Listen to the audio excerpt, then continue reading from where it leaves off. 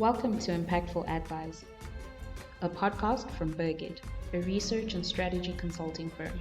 Each episode will delve into research methodologies and insights that inform how to develop and implement strategies. You can subscribe to Impactful Advice on your preferred podcast platform for impactful insights and advice. In our ongoing series, we have delved into various aspects of strategy, from the importance of strategy to how small businesses can leverage different strategies to grow.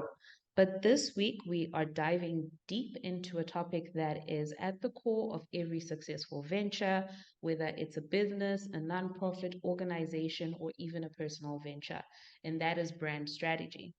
Brand strategy is the compass that guides a business journey through the ever evolving landscape of consumer preferences, market trends, and competition.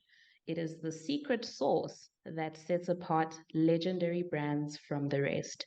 And today's episode, we have a special guest to talk to us about brand strategy. We're talking to Charles Rupare, who is the co-founder of WeAreValora, a brand research, strategy, and design consulting firm.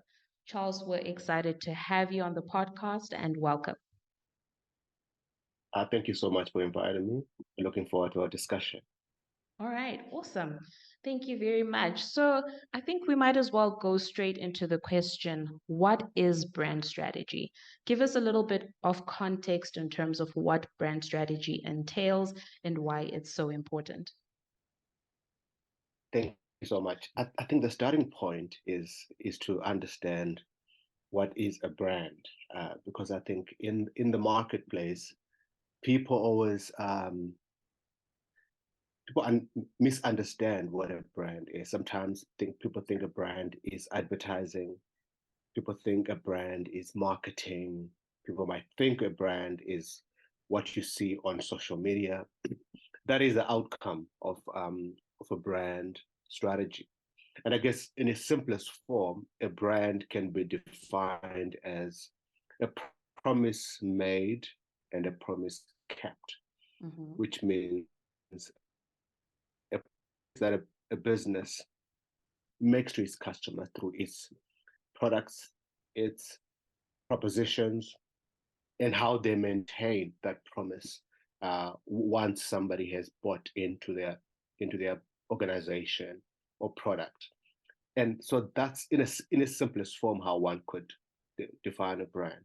Now, it doesn't mean that every product out there is a brand. There are some products that are just products. So for example, if I'm buying bread from, let's say, Albany bread, that over time has become a brand.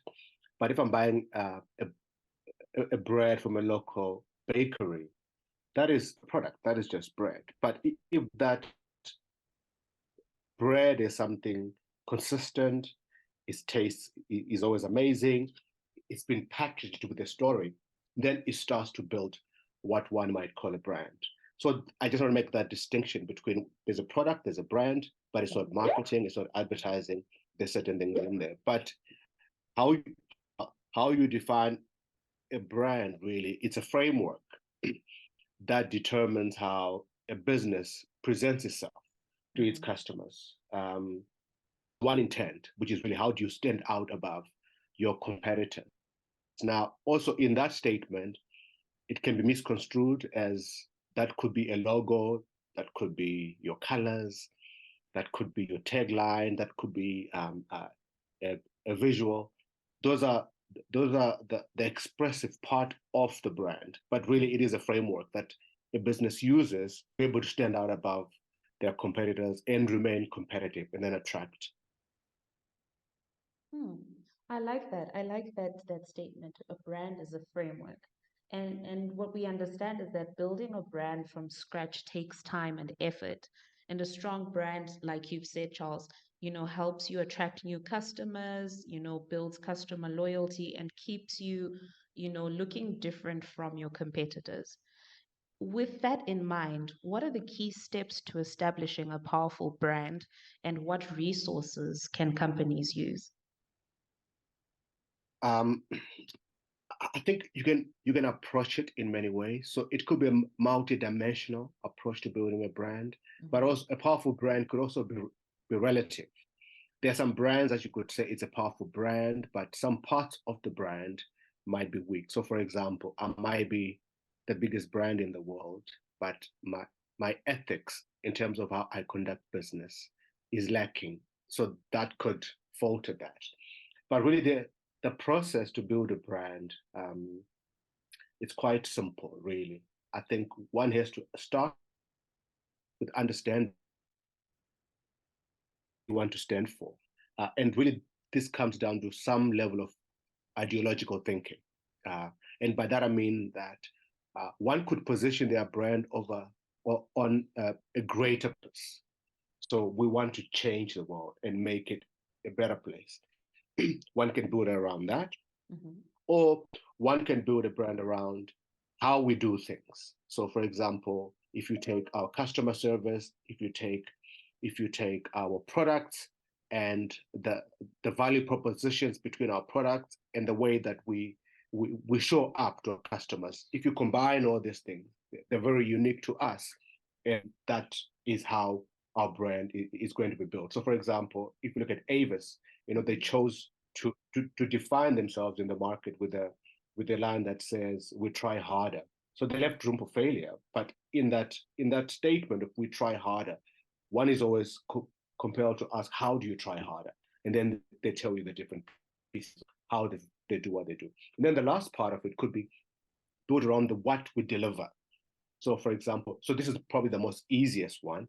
So, and this is usually a retail brand. So, like a fast food chain, the what is our price, uh, uh, our catalog of products. So that's a very simple one. So one is to start with one of those three ideological positions to be able to say, I want to be a guy who saves the world. I want to be unique based on what I offer, or I'm going to compete on price, on the taste of my product, my footprint. Those are the different things. When it comes to the resources, um, in most cases, organizations assume that if I've built my logo, if I have a nice name, if I have a nice color, and therefore I've got a brand, then I can Mm-hmm. put it out there. That is not the case because I think it takes work. So it starts from your first question: what is a brand strategy? What is my brand strategy? What is a framework that I need to put in place for me to be able to achieve my set objectives? Mm-hmm. Now, if you compare an established brand and how they approach that and a startup, it's the same way. One always has to start by thinking, how do I exist in the market in a better way than my competitor? Or how do I exist in the market in a very differentiated way that allows people to come to me and buy my product? And around that means that you have to go through the steps, which is define your brand strategy, know where you are positioned, and then build your identity around this position. So I could position myself as Charles and say, uh, I want to be the coolest guy in the room. Now, what Yeah. does that mean to be the coolest guy in the room? So one has to build something that expresses what that means. And then once you have that, how do you then speak to your customers? What is the tone of voice that you have to use for people to be able to, to see what you're saying about yourself, what Mm-hmm. you look like, and that is how that is expressed through how you speak. And then everything else that comes after that becomes your expressions, whether it's marketing, advertising, events, all these tools then gives life to how you then show up in the marketplace. Okay. All right. So we've leveraged our value propositions. We've, put the resources together and we've built a brand. But we are saying maybe operating in a very competitive market. And we're saying now that we've established our brand and it's a highly competitive market, how then do we keep our brand evolving and, sort of being different or differentiating ourselves in a highly competitive market? That's a good question, but it starts with understanding really what are your brand objectives. So, Okay. what is your starting point to build your brand? Um, One could say, I want to ensure that my positioning is strong, it remains different for the foreseeable future. Others could say, I want to build awareness. I want people to know me, to see that I exist, to be able to click on their phones and see a piece of advertising, watch an advert, or see a billboard. So others could just want awareness, or others want to build equity. And by equity, what I mean is that how are all these parts that I've mentioned that are around your brand adding to how your business is actually performing in the marketplace? So how is my name? How is my identity? How is my my narrative that I've chosen to express myself in the marketplace is coming together to give me this equity? Or some could say, I just want to focus on my image. How do I create a strong image and use that as a tool for differentiation? Or others could say, I've got all the parts, but my focus is on increasing my revenue. How do I ensure that this brand that I've built is giving me some level of revenue growth?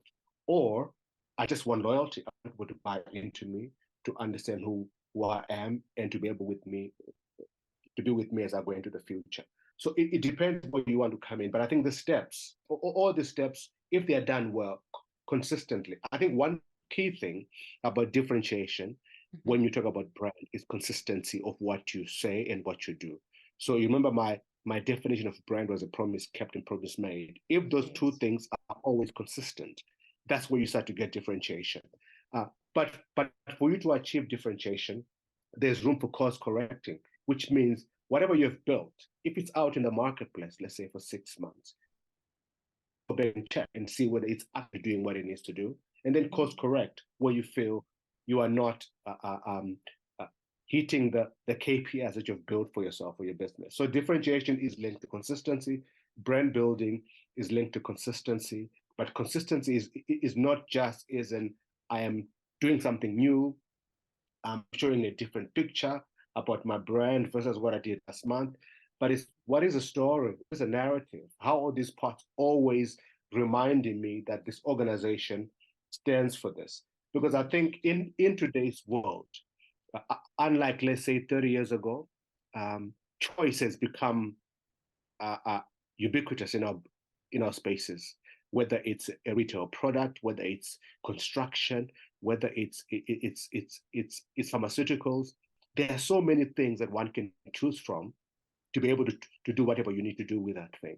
Now, because of so much choice, for a customer, for them to discover you, they can discover you the first time and then they use your product. But tomorrow they might discover somebody else who's got a similar product. Now, for you to keep them, for you to remain on their radar, that consistency of product excellence, customer service, customer experience, if it's repetitive in a way that achieves some kind of connection with the customer, then people stay with you. So consistency, I think for me, is a key pillar of differentiation. I love that you mentioned the equity story as well, maintaining consistency within the storytelling of the brand. What are some examples of really great stories that you've encountered in your experience? Or could be international, could be local brands that exist that have a very strong equity story. There's many, but I'm going to premise by saying that, and I think for you to answer that question, one has to understand the period that we live in, the 21st century. Yeah. And by this, I mean that a lot of heritage brands, and when I say heritage, I'm talking about brands that are like 30, 40, 50, 100, 200 years old, that are still within the market. Those organizations find it very difficult to differentiate themselves and become something new. Why? Because the world is young, the world is changing. I spoke about choice, I spoke about experiences. So the things are changing so much that for you to remain relevant, it means that you have to shed something for you to always be present. brands that were built 20, 30 years ago, those brands might still achieve some type of differentiation, but all the brands is difficult. But to go to your question, brands that I see out there that are not powerful, but that are clearly carving a differentiated space for themselves in the marketplace. I would say the augmented segments. And by this, I mean, there's insurance, but now there's insurtech. You know, there's finance, now there's fintechs. So the insurance, for example, for them to differentiate themselves, a lot of them always want to go with their heritage. We've been around for 100 years, trust us. We know what we're doing. But when you engage with them as a customer, your values don't connect. And I think this is one symbol of the 21st century, that today's customers, they want to align to your own values. If they don't see your values that link to them, they don't want to be part of your narrative. So there's two brands in this country, South Africa, that I quite like.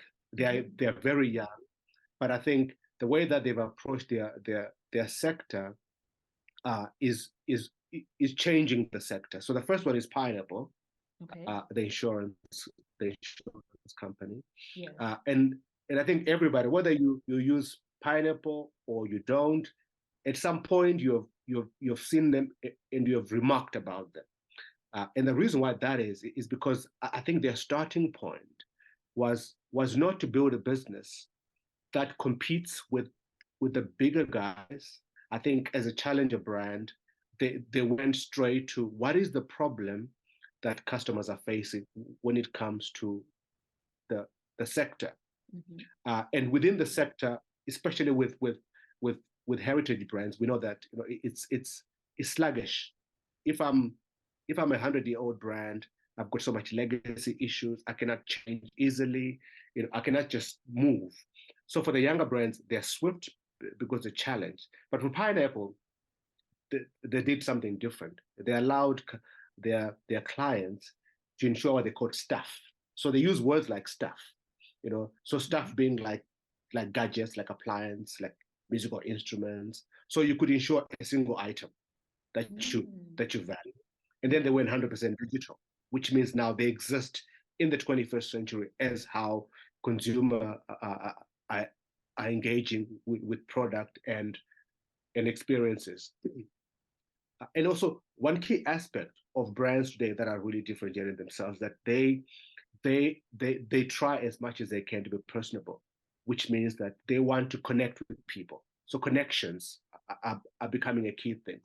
But connections as in understand my language because I'm speaking to you in a language that you understand, but let's actually do things that shape community. So for Pineapple, they've got their shared value proposition, where everybody that has an insurance policy with Pineapple gets a bonus at the end of the year, because they've got a pot that they put aside to ensure that everybody gets a bonus at the end of the year. Now that's very different from the category. Really they speak about speed. So for example, they say if you want to insure your car, you can insure your car within 90 seconds or less because it's all online. Now all these propositions that they've got, those are the key pillars of how they've built their brand, because now they've built their brand around the how. For example, when they talk about insuring stuff like little things and big things, they're very much in the face of their customers because their channels are relatable. So as much as the bigger brands, they want to have a branch, then you can go to their website, use their app. They've just gone straight for the digital because people are used to that, the way that they engage with the phone as a third screen, as it were. And then when you look at how they express themselves within their communication, based on the propositions, it stands to reason that however they're going to express themselves is going to be interesting. So they say things like, if you do not like pineapple on a pizza, we're the insurance company for you. That's quite different. So when you see a brand like that consistently, you're going to wonder what's going on with these guys. Why are they so cheeky? Why are they so in my face? It means that whatever promise they are making to their customers, I'm sure they keep it. So let me try them out. So that's the first one. And then the second one within the same category is naked insurance. I think Mm-hmm. that's a very interesting brand. It's a Mm-hmm. young brand, but it's also growing into the future. What I like about them in terms of their value propositions, again, they've thought about people, because one key things that we strive for at Valora is that we always ask ourselves the question: if a brand is not solving a cultural tension, it means that it just wants to exist. So, what is the cultural tension that you're trying to solve? For Naked Insurance, I think they understood one thing, that people want insurance, but sometimes they might not have the money to pay for the level of cover that they want. So for Naked Insurance, there's a fixed percentage, that one puts onto your premium. Mm-hmm. They don't tell you that this is how much you should be paying for your policy. They will ask you, how much can you afford to pay for your household insurance? And then you say, so much. Then they say, based on that, this is a cover that you can afford. Are you okay with that? And then you go forward with that. So that's one thing that I like about them, that they bring the customer into the conversation. But through that act, I think that demonstrate that we understand that life is not linear, that things are changing every single time. So therefore, let's find a way to meet halfway, which is great. And they're about transparency. Now, transparency, of course, is a thing within this category. But I think through their value proposition and how they conduct business, I think they allow the customer to really see what is going on with their business. And then the other part that I like, again, like the other business, is that they also have a pot for for for some use. So when claims flow throughout the whole year, this pot has money. And then they say to their customers that there's a pot of money. It's not going to come back to you, but it's going to help South African communities. Here are 5, 6 causes that you can choose from. So if you want to get into poverty, we can put some of your money in there. If you want to choose children, you can put your money into that. So they've got that cause aspect to their business, and I quite like that. And then they also say that we don't use brokers, so we don't have brokers. We're all about AI. There's no customer service people. You are dealing with the machine, but because you're dealing with AI, it means that your premiums are always going to be low. We don't have these overheads of a customer service center somewhere, and that's how we are. And then they wrap all that up with their name Naked, which is about we are transparent. There's no hidden fees, no hidden agendas. And then when you see their communication, so when you hear all these things, you can expect as well that their communication is going to be completely different, which means they're very different. So they say things like, never phone a call center when you are naked, get instant online insurance.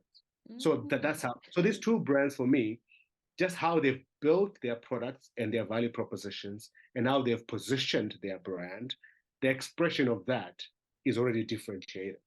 Now, one has to be part of that journey to see whether they keep that promise and move into the future. So I think for younger brands that are getting into the market, or that have been in the market for the past 20 years, differentiation is easy because they're in tune with where the customer segments are going. For older brands, yes, they can do it, but it's a bit harder. Gosh, that's quite interesting, Charles. I've actually learned quite a lot. I actually never looked at the brands in that way. I never thought about pineapple in that way. I never thought about naked in that way. I always thought the name was quite bizarre, but now that you've, Mm, sort of woven it into a story for me and, painted a picture about, them wanting transparency and sort of the different offerings that they have and how they fall into the brand. It's quite insightful. It's quite interesting to actually learn that. I think absolutely. Yeah, I think this brings us to the next question that I have to say, okay, we see this innovation that the younger brands are bringing. We see that, the older brands are taking quite a long time to pivot or to sort of adjust their brands to, the current circumstances. How can businesses measure the successes of their brands, right? So we have the newer brands, which are continuously evolving, and we have the older brands that are taking a long time to pivot or trying to stay relevant in a constantly evolving market. How are these brands then able to measure the successes of their brands? That's a very good question. But I think it's also at the heart of brand building. Yeah.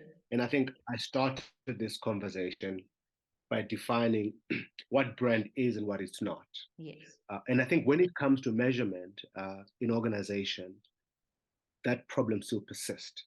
So, for example, if you ask somebody, how do you measure your brand uh, performance in the marketplace? Mm. People will tell you that we can do a brand health check, and a brand health check, which is a good approach, is really based on how many people saw our adverts in on television or on social media. Did they understand our message? Did they understand our call to action? What is our tagline? And for some brands, that is how you measure um, a brand. But I think a key thing to understand is that brand strategy is linked to the business strategy because I think the brand strategy gives life to what the business strategy uh, wants to achieve. So we work as Valora very closely with the C-suite of organizations because that is where the decisions are made, but also that is where you can start to influence what happens within the organization. Because if the brand and the business strategy are linked together, how it's expressed across all different aspects of a business, there's consistency again, whether it's a product, whether it's a channel, whether it's a value proposition, whether it's business development, whether it's product development, there's always consistency. So on that premise, then one has to think, how do you measure this asset?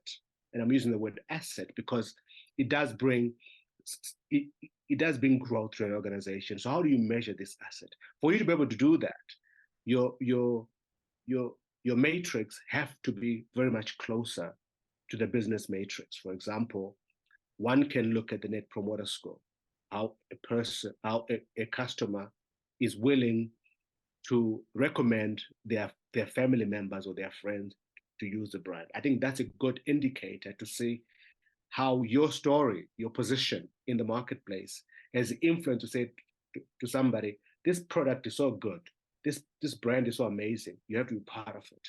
I think a good example of this was probably 5, 8 years ago, uh, or even 10 years ago, when F&B sort of changed their their position in the marketplace. They changed how they position themselves.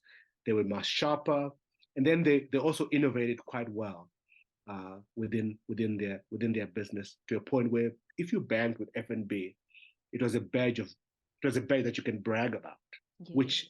which I think influenced other people to come and use the brand. I think that was one thing that one could measure. Um, because we're living in a digital age, one can also measure the sentiment in the marketplace. What is your narrative? Is your narrative connecting with your customers? Is it connecting with the population? And I think sentiment is much for purists of brand building might seem frivolous because if you have a perception of social media, you might think, well, people say what they want to say on social media, so therefore you might never trust that. But because we're living in this era where people want to associate with brands that have shared value with them, sentiment becomes quite important. So I think what people are saying about you, what they're sharing about you, becomes a key measure.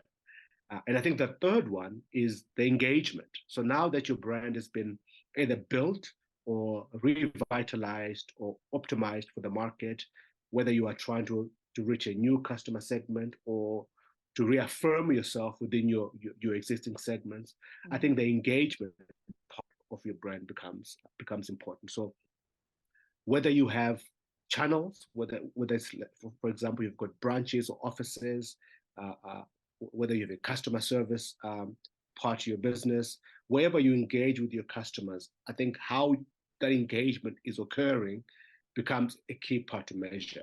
Because I think today uh, we love experiences. You know, we love to be wowed. We love to be to be taken on a journey with something. So I think that's one part can measure.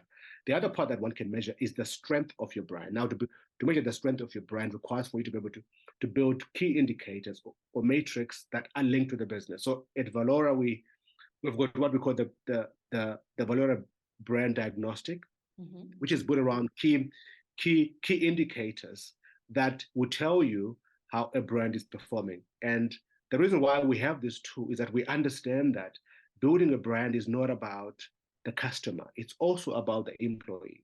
It's about how the organization's employees behave. Um, and the diagnostic tool allows for you to look at financial performance.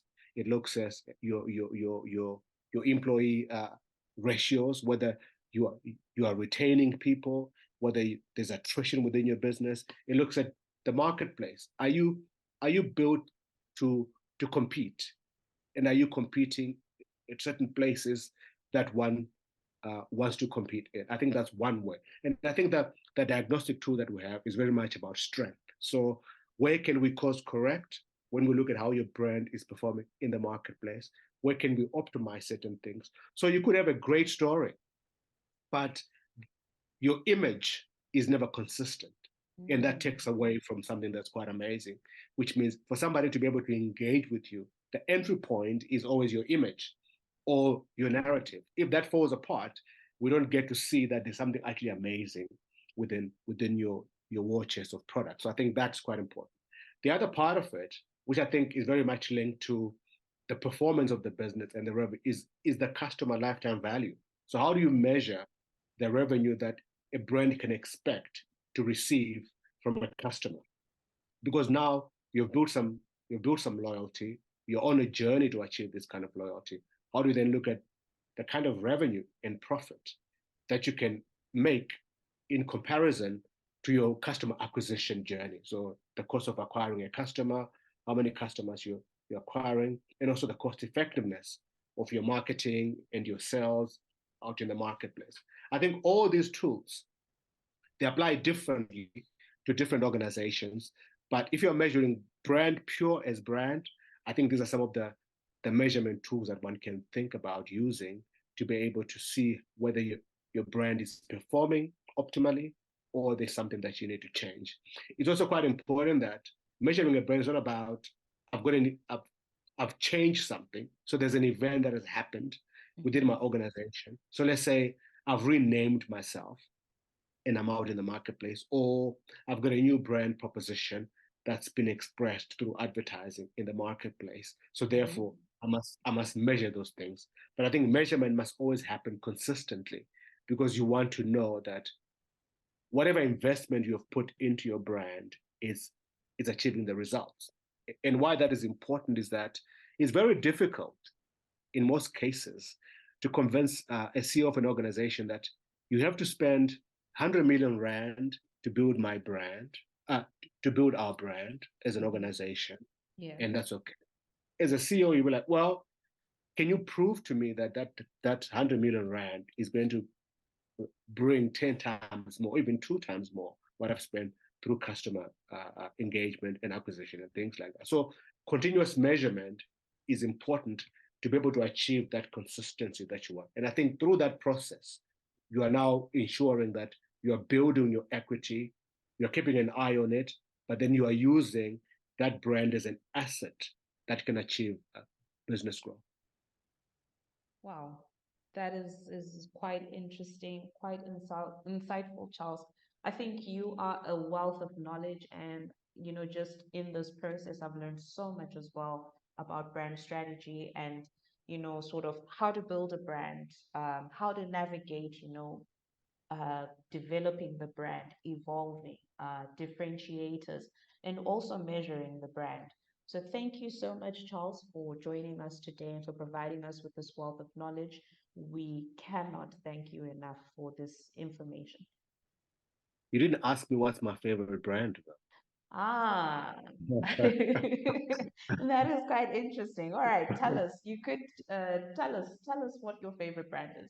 So my favorite brand is not necessarily a brand that I'm I consume all the Okay. time. All right. Uh, well, actually, I haven't consumed that brand ever since I was a young man, a Can I long guess? time ago. Yes, please guess. Coca-Cola. No, I don't drink Coca-Cola. Okay. Okay. It So was I worth don't. it was worth a shot. It was a good shot. It was a very good shot. Yeah. But actually, there's something in what you've just done.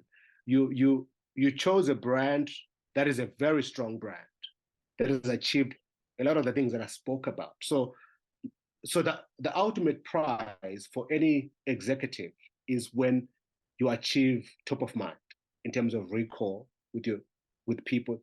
They can just mention your brand, or you become a verb within the marketplace, and I think that's a good one. But for me, my favorite brand is unusual. It is the Catholic Church, Ah, that's quite believe it or not. interesting. I'm Catholic myself, so that's quite And interesting.